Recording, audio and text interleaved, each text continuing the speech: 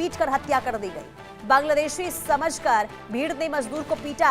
मृतक के शरीर पर 80 से अधिक गंभीर चोटों के निशान देखने को मिले हैं। कांग्रेस और पीड़ित परिवार ने मुआवजे की भी अब मांग की है। तो बांग्लादेशी समझकर पीटा गया है और उसके बाद स्थिति आपको बता दें कि बहुत ज्यादा वहां पर भी खराब होती हुई नजर आई। केरल की खबर है जहां पर प्रवासी मजदूर की पीट कर हत्या का ये पूरा मामला सामने आया है। दरअसल बांग्लादेशी समझा गया था मजदूर को और इसके बाद पीटा गया है और 80 से अधिक वहां पर बताया जा रहा है कि निशान शरीर पर है, यानी कि बहुत बुरी तरीके से पीटा गया मजदूर को और इसके बाद हत्या हो गई, यानी कि हत्या की गई है। पीट कर मौत हो गई है मजदूर की इस पूरे बॉम्ब लिंचिंग के बाद। और इसके बाद आपको बता दें कि 80 से अधिक गंभीर चोटों के निशान उस मजदूर के शरीर पर है। अब इसके बाद कांग्रेस और पीड़ित परिवार मुआवजे की मांग कर रहे हैं। यानी कि बांग्लादेश में देखिए जो स्थिति हिंदुओं को लेकर इस वक्त बनी हुई है, इसे लेकर भारत में भी गुस्सा लोगों के अंदर देखने को मिल रहा है।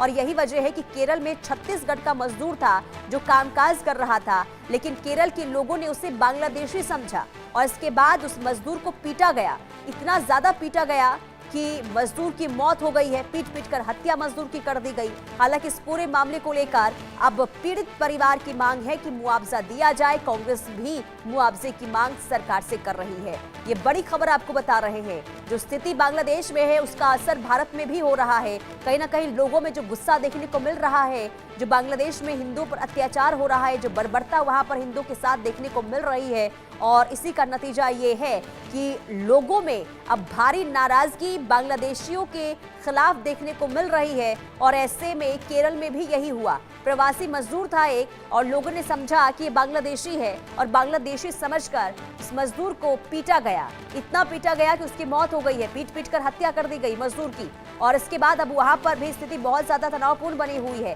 हालांकि इस पूरे मामले को लेकर आगे क्या कार्रवाई होती है ये भी देखना होगा, लेकिन उससे पहले कांग्रेस और पीड़ित परिवारों की ओर से मुआवजे की मांग हो रही है।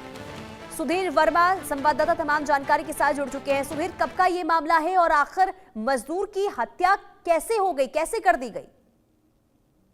हाँ जी बिल्कुल, अगर पूरी तरह देखा जाए तो पूरी घटना जो है 17 दिसंबर की बताई जा रही है। 17 दिसंबर की रात की पूरी घटना बताई जा रही है। देखा जाए तो जो मजदूर था उस वक्त नशे की हालत में पहुंचा था। उसके साथ जो काम करने वाले जो साथी जो थे वो उनको इस पर शक था कि ये चोरी करके कहीं से आया है, जिसके बाद वाद विवाद इतना बढ़ा कि दोनों के बीच में असमंजस भी साफ तौर पर था कि लोगों को लंबे समय से लगता था कि ये बांग्लादेश का निवासी है और यहाँ पे अवैध तरीके से अपना काम काज या कहीं जीवन यापन करने के लिए आ रहा था। परंतु जिसके चलते दोनों ही पक्षों में कहीं ना कहीं थोड़ी बहसबाजी हुई। बहसबाजी इतनी बड़ी कि जिसके बाद लोगों के समूह ने इसके साथ मार पिटाई की और लगभग देखा जाए तो काफी बर्बरता के साथ इस मजदूर के साथ कहने की बर्बरता की गई। लगभग 80 से अधिक जो चोट के निशान जो है मजदूर के शरीर पर पाया गया। पोस्टमार्टम में भी जो डॉक्टर था उन्होंने साफ तौर पर कहा कि ऐसी कोई जगह नहीं बची मजदूर के शरीर पर जहां चोट के निशान नहीं थे। मान सकते कि काफी बर्बरता के साथ मजदूर के साथ कहीं ना कहीं मारपीट की गई। पूरे चोट के निशान जो है उसके शरीर पर साफ तौर पर देखे गए। और साथ ही पर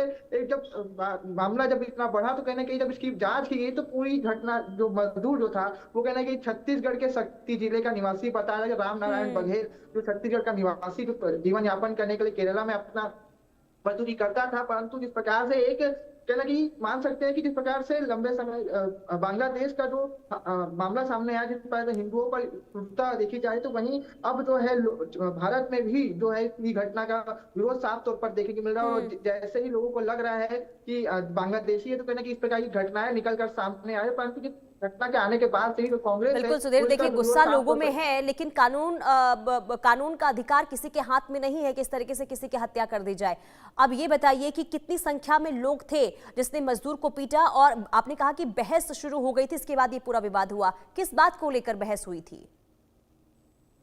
अगर देखा जाए पूरी घटना में केरल पुलिस ने 5 लोगों को गिरफ्तार किया है जिन्होंने पूरी घटना को कहने की मुख्य रूप से अंजाम दिया। साथ ही साथ जो अगर बात करें मजदूर जो था उस पर चोरी का आरोप कहना कहीं जो 5 मजदूर थे उन्होंने कहीं ना कहीं लगाया था, जिसके बाद बहसबाजी बढ़ी। बहसबाजी में आसपास के जो लोग थे बड़ी संख्या में वहां मौजूद है और जिस प्रकार से नारेबाजी भी कहना कि बांग्लादेशियों को लेकर साफ तौर पर देखने में इसका वीडियो भी कहना कि सामने आया। मारपीट जिस प्रकार से मजदूर के साथ की, मजदूर भी बार बार वीडियो में कहता रहा कि मैं वो बांग्लादेश बांग्लादेश का नहीं है, छत्तीसगढ़ का रहने वाला है, परंतु लोगों ने उसकी बात नहीं सुनी और जिस प्रकार से मार पिटाई हुई और लगभग 80 से अधिक के जगहों पर उसके साथ 80 से ज्यादा निशान उसके पूरे शरीर पर पाए गए, जो कि अपने आप में काफी शर्मसार नजर भी आता है। साथ ही इस पूरे मामले को लेकर के राज्य मानव अधिकार ने भी कहीं ना कहीं केरल पुलिस को पूरे 5 दिनों के अंदर पूरी मामले की कहीं ना कहीं रिपोर्ट भी मांगी है कि आप कुछ लोग थे, कौन कौन थे, पूरी घटना उसको लेकर पूरी रिपोर्ट कहीं ना कहीं मांगी। तो मामले की लगातार एक और जहां कांग्रेस जो है पूरे मामले को लेकर के आवाज उठाई, तो वहीं मानव अधिकार भी अब कहीं ना कहीं निकलकर सामने आ चुका है।